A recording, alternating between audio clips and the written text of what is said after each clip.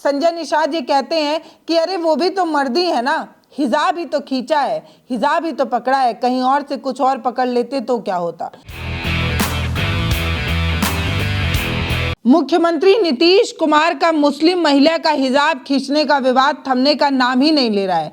देश के अलग अलग राज्यों से सीएम नीतीश कुमार के खिलाफ शिकायतें दर्ज कराई जा रही हैं।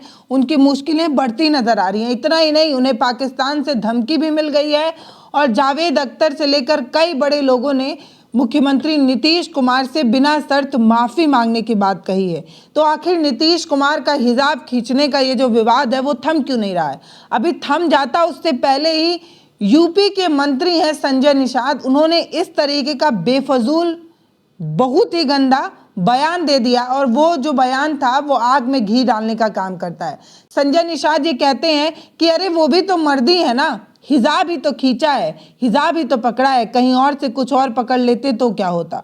मतलब संजय निषाद इस तरीके की गंदी बात जो है वो एक टीवी चैनल पर बोल रहे हैं। मतलब एक मुस्लिम है, एक महिला है, इसलिए आप इस तरीके की बात कर रहे हैं। क्या किसी महिला को सम्मान नहीं मिलना चाहिए?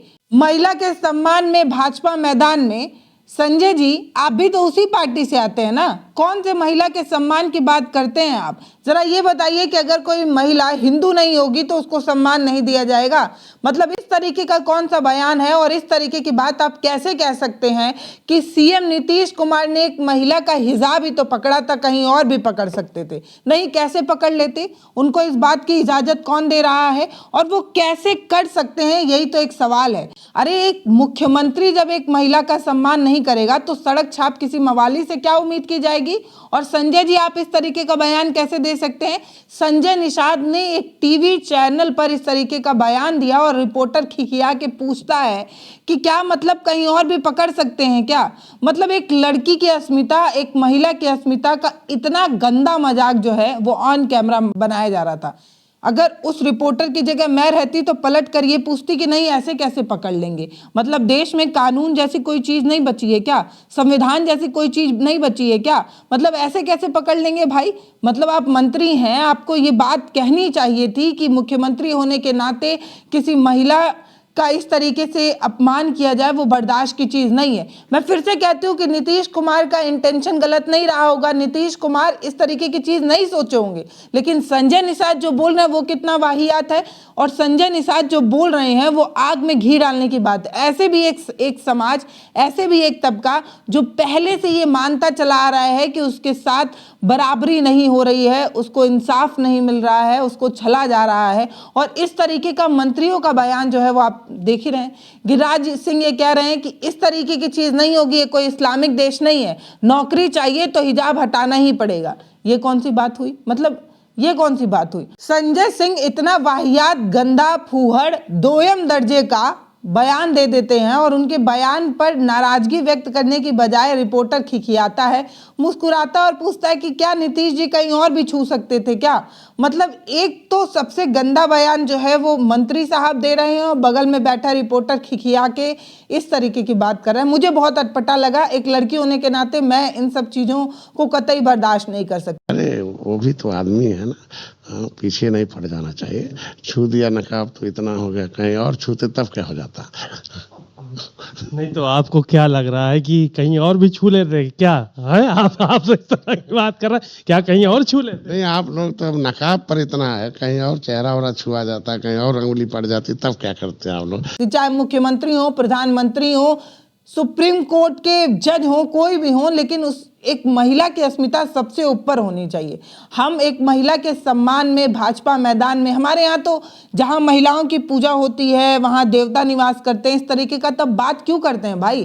कहाँ गई सनातन सभ्यता और संस्कृति जब इस तरीके का बयान दिया जा रहा है कि बुर्खा ही तो पकड़ा था, हिजाब ही तो पकड़ा था, कुछ और भी पकड़ सकते थे। मतलब ये जो संजय निषाद बयान दे रहे हैं वो क्योंकि वो महिला अल्पसंख्यक समाज से आती है, एक मुस्लिम समाज से आती है, इसलिए दे दिए ना। मतलब आप सोचिए कि आप संजय जी, आप इस तरीके का बयान दे रहे हैं, आपके घर में भी बहुत सारी महिलाएं होंगी, कहना तो नहीं चाहिए, लेकिन आप भी किसी बेटी के बाप होंगे, किसी बहू के ससुर होंगे, न जाने कितनी और भी आपकी रिस्पॉन्सिबिलिटी होंगी रिश्ते में, आप न जाने कितने जिम्मेदारियों को अपने कंधे पर ढो रहे होंगे, न जाने आपके जीवन में भी कितनी महिलाएं होंगी जिनके सम्मान की आप उम्मीद करते हैं, और उसके बाद आप इस तरीके का बयान दे रहे हैं। मतलब क्या बोलूं, इस मेरे मुंह में तो बहुत गंदे शब्द आ रहे हैं, पर मैं कह नहीं सकती ना। मतलब संजय जी, आप ये समझिए कि आप एक मंत्री हैं, मंत्री, कैबिनेट मंत्री जैसे बड़ी जिम्मेदारी आपको दी जाती है, और उसके बाद आप इस तरीके की चीजें कहते हैं। कैसे मिलेगा महिलाओं को सम्मान भाई, जब मंत्री लोग इस तरीके की सोच रखते हैं? एक मुख्यमंत्री हिजाब खींच रहा है, दूसरा मंत्री इस तरीके का बयान दे रहा है। अब संजय निषाद का हो गया, अब गिरिराज सिंह क्या कर रहे हैं? गिरिराज सिंह पूरा जो है इसमें बयार दे रहे हैं। जैसे आग थोड़ा जल रही होती है और आप उसमें हवा देते हैं तो आग और ज़्यादा जलती है, वैसे ही गिरिराज सिंह का बयान है। गिरिराज सिंह कह रहे हैं ये कोई मुस्लिम देश थोड़ी है, इस्लामिक देश थोड़ी है, नौकरी चाहिए तो हिजाब हटाना ही पड़ेगा। इस तरीके की बात कहते हुए कहते हैं कि भारत जो है वो कानून से चलेगा। नीतीश कुमार ने जो किया वो बिल्कुल सही, भारत कानून से चलेगा, ये सही है। लेकिन एक महिला अपनी स्वेच्छा से अगर हिजाब पहनकर आ रही है, आप उससे रिक्वेस्ट कर सकते थे। जैसे जेडीयू की तरफ से ये कहा जा रहा है ना कि एक कामयाब महिला का चेहरा नीतीश कुमार दिखाना चाहते थे कि उस अल्पसंख्यक समाज की वो बेटी जिसने डॉक्टर जो है वो बनने की उपाधि उसे मिल रही है, सरकारी नौकरी मिल रही है, तो वो उस अल्पसंख्यक समाज कि उस महिला का चेहरा समाज को दिखाना चाहते थे, उस धुरंधर बेटी का चेहरा दिखाना चाहते थे, कामयाब बेटी का चेहरा दिखाना चाहते थे, इसलिए उन्होंने हिजाब जो है वो हटाया। तो नीतीश कुमार ये कह नहीं सकते थे कि हिजाब हटा दो खुद से ही? क्या रिक्वेस्ट नहीं कर सकते थे कि भाई फोटो नहीं आएगी तुम्हारी, हिजाब हटा दो? नहीं, हाथ बढ़ाकर उसके चेहरे तक नीतीश कुमार का हाथ पहुंच गया। ये इससे ज्यादा कोई गलत बात नहीं हो सकती क्या? जब एक मुख्यमंत्री का हाथ किसी महिला के चेहरे तक पहुंच सकता है, तो उस सड़क छाप लड़के का हाथ किसी लड़की के दुपट्टे तक क्यों नहीं पहुंच सकता है? लॉ एंड ऑर्डर तो ऐसे ही बनता है ना। मतलब आप देखिए कि मुख्यमंत्री इस तरीके का बात कह रहे हैं, कैबिनेट मंत्री ये कह रहे हैं कि हिजाब ही तो पकड़ा था, कुछ और भी पकड़ सकते थे। मतलब इससे ज्यादा कुछ और गंदी बात हो सकती है क्या?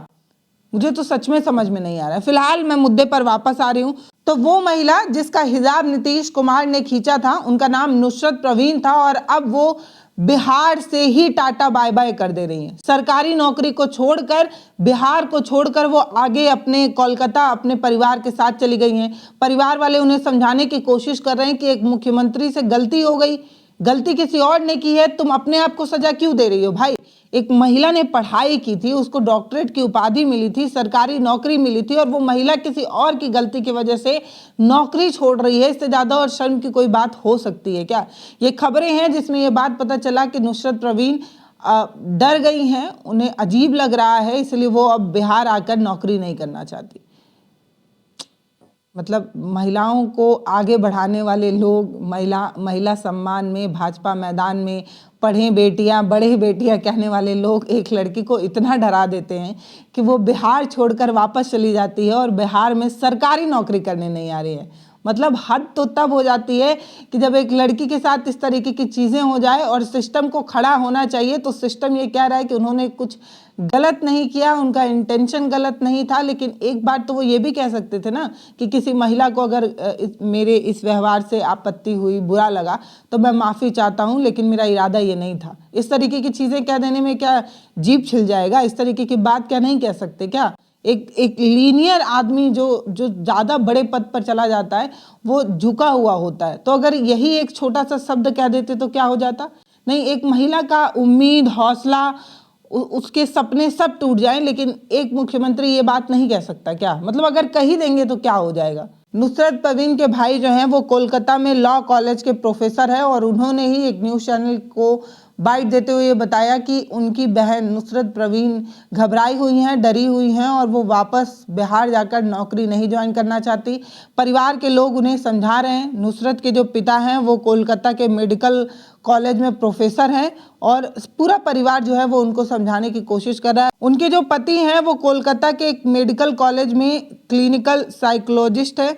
इसके अलावा ये परिवार जो है वो नुसरत को समझाने की कोशिश कर रहा है, और शायद नुसरत जो है वो मान भी गई हैं। कई जगहों पर ये भी छपा, लेकिन मैं तो वहीं पर आकर ठहर जाती हूँ कि जब एक लड़की का हौसला किसी एक मुख्यमंत्री की वजह से कमज़ोर पड़ता है, तो मुख्यमंत्री को भी इस बात को समझना चाहिए।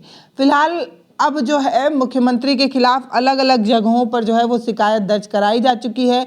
झारखंड रांची से भी जो है सीएम नीतीश कुमार के खिलाफ जो है वो शिकायत दर्ज कराई गई है। रांची के इटकी थाना में सामाजिक कार्यकर्ता है मोहम्मद मुर्तजा आलम, उन्होंने ही जो है वो शिकायत दर्ज कराई है सीएम नीतीश कुमार के खिलाफ। इतना ही नहीं, एक वीडियो भी वायरल हुआ जो उत्तर प्रदेश की राजधानी लखनऊ से निकल कर आया था, जहां पर समाजवादी पार्टी के प्रवक्ता हैं और मशहूर शायर भी हैं, आप जानते भी होंगे, मुनव्वर राणा, उनकी बेटी ने भी जो है वो सीएम के खिलाफ जो है वो शिकायत दर्ज कराई। और उनकी बेटी जो है वो सुमैया राणा, वो लखनऊ के कैसरबाग थाने में एक तहरीर देती हैं जिसमें वो सीएम नीतीश कुमार के खिलाफ तो शिकायत दर्ज कराती हैं, उसके साथ साथ यूपी सरकार के जो मंत्री हैं संजय निषाद, उनके खिलाफ भी जो है वो कार्रवाई दर्ज कराती है, उनके खिलाफ भी शिकायत दर्ज कराती हैं। उसका एक वीडियो भी सामने आया था, आप देखिए। कल नीतीश कुमार जी ने महिला का वो सम्मान समारोह जो था वो, उसमें उन्होंने उनका हिजाब खींचा था, चेहरा खोल दिया था।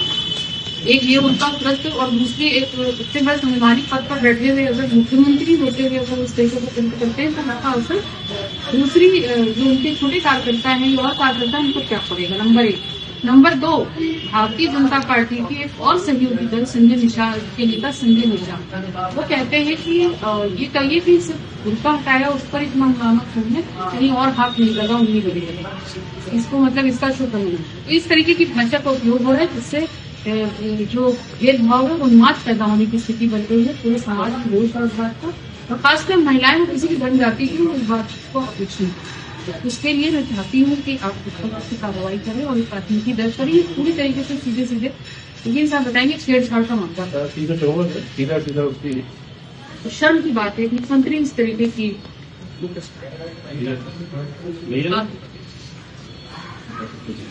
तो सीएम नीतीश कुमार का एक मुस्लिम महिला का बुर्का खींचने का जो विवाद है वो सिर्फ भारत में ही नहीं बल्कि अलग अलग जगहों पर भी चर्चा का विषय बन रहा है। अरबी भाषा की एक वेबसाइट है अल जजीरा, अल जजीरा को बहुत जगहों पर पढ़ा भी जाता है, बहुत फेमस, बहुत बड़ी वेबसाइट है। वहाँ पर भी इस खबर को जो है बहुत प्रमुखता से छापा गया है और बताया गया है कि मुसलमानों के खिलाफ जो नक्सलवाद की एक बहस है उसमें एक आर्टिकल पर बहुत जोर देते हुए मुस्लिम समाज को दोयम दर्जे का नागरिक वगैरह हम समझते हैं, इस तरीके की चीज़ें जो है अरबी भाषा की इस वेबसाइट अल जजीरा में छापा गया।